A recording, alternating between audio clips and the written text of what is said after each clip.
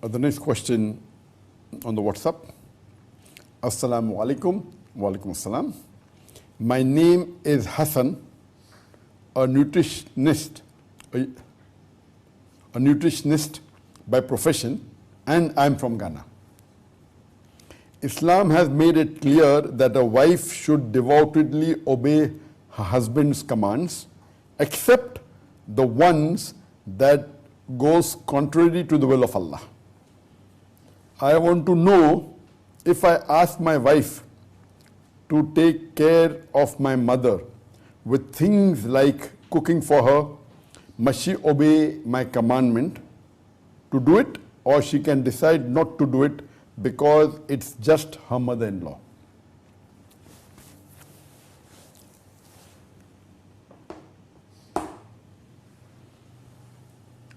As far as this question is concerned, there was a similar question asked to me during the last question answer session, that is season 8, session 2, but it was from the wife's side. That if my husband tells me something and my mother sends me something, who should I obey, who's more important, the husband or the mother? And I gave a detailed answer, which I don't intend repeating everything. But I've taken this question because this question is from the other perspective. Now, this is a man who's asking that can he tell his wife to cook food for the mother or keep her happy, and does she have to obey me? As he knows very well that she has to obey all the things unless what he says is against the commandment of the Sharia, against the commandment of the Prophet and the Rasul. As far as his understanding of the deen is concerned, in this part, that the wife should obey the husband as far as he does not tell her to do something which is haram or which is against the Sharia, that part of the understanding is correct. But you have to have a holistic approach. And for this, I may have to repeat what I said in my last session, or maybe in the last answer, that yes, respect and taking care of your mother is of utmost importance. As the beloved Prophet ﷺ said in Sahih Bukhari, volume number 8, hadith number 5971, that when a man approaches the Prophet and asks him, who deserves the maximum companionship in this world? The Prophet said, your mother. The man asked, who next? The Prophet said, your mother. The man asked after that who? The Prophet said, your mother. The man asked after that who? And the fourth time the Prophet said, your father. That means 75% of the companionship goes to the mother, 25% to the father. The mother gets the gold medal, the silver medal, the bronze medal. The father has to be satisfied with the mere consolation prize. These are the teachings of Islam. So undoubtedly, you have to love your mother. You have to take care of your mother. Allah says in Surah Isra, chapter number 17, verse number 23 and 24, that we have ordained for you that you worship none but Allah. And that you be kind to your parents. So after worshipping Allah, Allah says, you have to be kind to your parents. And if one of them or both of them reach old age, don't say off to them. Don't even say a word of contempt. But lower to them your wing of humility and address them with honor. And pray to Allah subhanahu wa ta'ala that bless them as they cherished me in childhood. This is the verse of the Quran. So taking care of your mother is of utmost importance, without doubt. Now coming to your question, that the wife should obey the husband unless he says something which is against the Sharia, and you're right.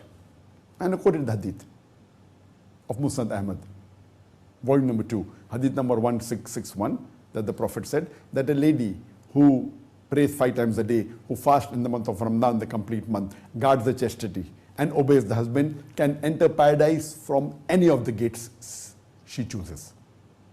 The beloved Prophet said in Musnad Ahmad, hadith number 19003, that for a lady, the husband is the paradise or hell.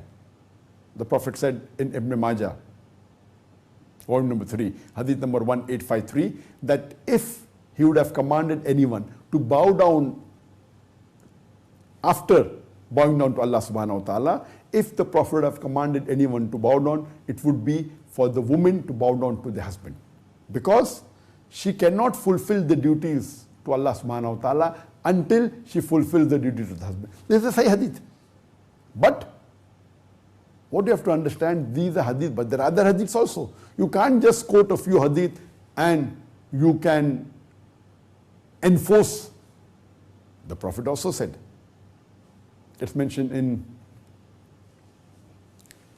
Jami Tirmidhi, volume number 6, hadith number 3985. The beloved Prophet said, the best amongst you are those who are best to your wives. That means if you have to be a good Muslim, you have to be good to your wives. You cannot be a good Muslim until you are good to your wife. So it is a two-way traffic. And Allah says in the Quran in Surah Baqarah, chapter number 2, verse number 187, Hunna libasul lakum wa antum libasul lahunna. That you are their garments and they are your garments. That means the role of the husband and wife are like hand and glove. You have to conceal her faults.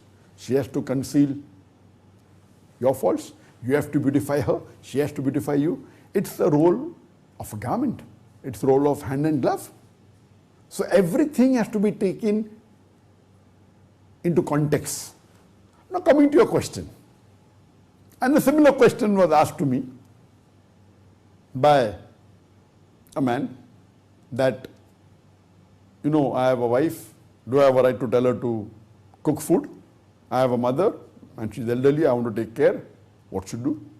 So after I went through the Mehram and found out, after inquiring through someone, the wife was saying, oh, my husband, he's so rich. He has a Mercedes car. He has a Rolls Royce. He can keep 5 servants. Why does he want me to cook for the wife? I mean for the mother, I can cook. But if he has got such an expensive car, he spends extravagantly, he has such an expensive watch. If he wants me to cook, I would love to cook. But can't he keep a servant? The other one said, oh, I've got 5 children. It's so difficult for me to take care. And the person, my husband is not helping. What should I do? So just asking a question is very easy on the WhatsApp or on the Facebook or on the YouTube. What should be done? And everybody will say, no, the wife should obey the husband. Khalas, that's not the right thing. You have to know the context. You have to see the situation. So if you are rich and if you can afford a servant, why don't you keep? If I was in your position and if my mother gets elderly, I will tell my wife, okay, teach her good things about the deen. Okay, see to it that if her memory is weak, then see to it that she's offered salah or not. The cooking can be done by any servant. So what you have to understand that everything is based on situation. And I know that when I was in Bombay, more than 5 years back, I used to travel a lot. But whenever I was in Bombay, I made it a point towards the last few years when my parents became elderly. I saw to it that at least every day, 1.5 hours I spent with them. Had lunch with them. I went with my wife. We used to stay close by because it's my duty. They didn't require me. They had all the facility. They had all the servants. That my wife used to cook food. We used to love that time. I was extremely busy. I saw to it that I spent less time in the office. Instead of spending 17 hours, I spent 16 hours. Instead of sleeping 3.5 hours, I started sleeping for half an hour. I adjusted that 1.5 hours. I was very happy. It was my duty. They didn't require me. And my brother, alhamdulillah, may Allah give him jazaa khair. He took care of both my parents. My father, before he died, he was excellent. He did the Fardh Kifaya. He saw to it that he fulfilled all the needs. Because of my brother, when I was living in India, I could do my dawah freely, I could travel throughout the world. If he would not have done that, it would have been my duty to stay close to my parents because they're elder. And my parents used to love him, my parents used to love me. Whenever we met them, my son, my elder brother, mashallah, my elder brother took care. He used to spend few hours every day with them. He saw to it, he fulfilled all their requirements. He being a doctor, my father being a doctor, he saw to it that whatever problem they had. And for this very act, according to me, inshallah, Allah will put him in Jannat Firdaus. Even today, every day, I pray for my brother Dr. Muhammad Naik in my tahajjud. That one, he has got many good acts, many good deeds. But that one deed of taking care of the parents, now my father has expired about 5 years back. And my mother, she's become very old. She is more than 87, 88 years old. Her memory is less. I speak to her on the phone very often. She doesn't remember me because of the age factor, because of the memory. But the way my brother is taking care of my mother during her last days of life, it is phenomenal. Otherwise, I would see to it that I had to look for some alternative, whether I go back to India, I take her, whether I get her out. It's my duty. So he is doing the Fard Kifaya. Because of that, I am free from my fard. So we have to see to it that how we take care of our parents. Now coming to your question, that can you tell your wife to cook food? I don't know your financial condition. If your financial condition is good, why don't you hire servants? MashaAllah, my brother has seen to it that though he gives time to them whenever they want, he is there, yet he has kept 2-3 servants for them. One to cook separately, one to clean, 124 hours to take care of her. He's done it wonderfully. If your financial condition is good, you do the same. Give time to your mother, but besides giving time, keep and see to it that your wife takes care. But the other things of taking care, speaking to her, loving her, seeing to it that if her age is more and if she forgets to remind her that has she prayed or not. Like my mother, her age is more than 87, 88 and her memory is very weak. She forgets, she doesn't know who she's speaking to. So my wife, when we used to go to meet her, she used to always see to it that has she prayed or not. She used to inquire with the servant. This is more important. Giving quality time. And what is the food can be cooked by 100 people. Why are you asking that? If there is a problem, if you are financially not very well secured, surely it's the duty of your wife to cook. If your wife is virtuous and if you don't have the financial position to hire servants, she should do it. You should share. If there are many children, then you should say that I'll take care of the children, or it is a give and take relationship. You both should see to it that you fulfill your duties. Your question that should she take care of my mother because she is her mother-in-law? Question mark. A virtuous wife will consider her mother-in-law to be her own mother. My wife considered my mother to be her own mother, and my mother considered my wife to be her own daughter. So the important thing is having a virtuous family. Never did my mother treat my wife like a daughter-in-law. She always treated like a daughter. And my wife never felt that she was treated like a daughter-in-law. She always felt that they are the parents. So the right thing is how Islamically educated is the family. And if Islamically educated family is there, then you have a bigger problem. No, I want to do this, I want to do that. So there is a fight between the people that who wants to do the virtuous act.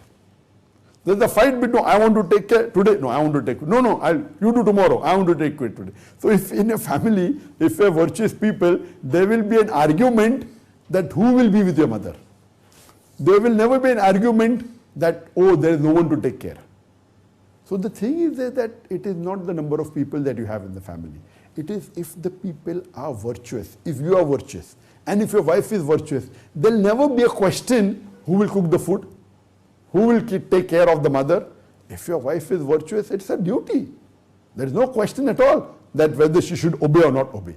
She knows her duty. She has to take care of the husband and the needs of the husband. She has to take care of her children. Everything is a give and take, and it's not black and white. She should do, she should not do. She should obey or she should not obey. The earlier question asked by the ladies to me, complaining about their husbands, I don't know how virtuous they are. The lady asking the question or the husband. Same with you. I don't know how virtuous are you or how virtuous is your wife. We cannot give blanket statements. Yes, she has to obey you, and that's true. But are you doing your job? Are you being good to your wife is the question. The Prophet said, the best of you are those who are best to the wives. Are you the best to your wife? Is the question. Allah says in the Quran, in Surah Nisa, chapter number 4, verse number 19, that do not treat your wives, it says, treat your wives with the footing of equity and kindness, even if you dislike her. Even if you dislike your wife, you have to treat her with equity and kindness. This is what the Quran says. So everything is a give and take relationship. It is how virtuous you are. There should be rather a fight between two virtuous people, that who would like to do this work so that they get the Jannah. There never is a problem that I will not do. So the problem that we have in our Muslim society is that we have not read the Quran, we have not understood the Quran, we have not read the Hadith, we have not understood the Hadith. We only pick up Hadith and quote it selectively. And you try and impose on it. Islam is, you have to read all the Quranic verses together in context. You can't follow one verse and not the other verse. You have to follow the Hadith of the Prophet, not one and neglect the other. So if you read the Hadith, the different Hadith, you come to know that, mashallah, though man has been placed as the leader of the family, one person has to be the leader. The Prophet said when two people are traveling, one has to be an Amir. So similarly in the family, there has to be one leader. So the leader has been appointed by Islam as a man, but that doesn't mean he can boss over. It's a responsibility. If you don't do your job properly, you will not go to Jannah. So you have to see to it that you treat your wife with the footing of equity and kindness. Your Jannah is how you treat your wife. The wife's Jannah is how she behaves with the husband. It's a give and take relationship. So regarding your question, I hope you understood my answer. It is not black and white. I cannot say yes or no. How well you did. See to it that you should make the best of it, what facility Allah has given you. It's your duty as a son to take care of your mother in the best ability. If Allah has given you the financial condition, appoint servants, 1, 2, 3, appoint a nurse, no problem. At the same time, you give time to your mother, let your wife give time to the mother, do things which are more on a higher level than just food. If suppose your mother cannot walk to the toilet alone, and if you have to support her, now Allah has given you more strength. So when it comes to you carrying the mother or supporting her, your strength is more than your wife's strength. So it should be you who should see to it that you take your mother to the toilet. If there's a requirement, if there's no requirement, there's no problem. So everything is subjective. And who is the right person to do this role is important. That way, inshallah, this life is a test for you.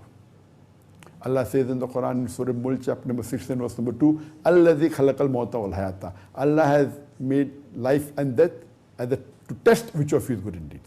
So we pray to Allah subhanahu wa ta'ala that may He guide us to follow the correct teachings of Quran and the Hadith, to be on the straight path, and see to it that He grants all of us, inshallah, Jannatul Firdaus.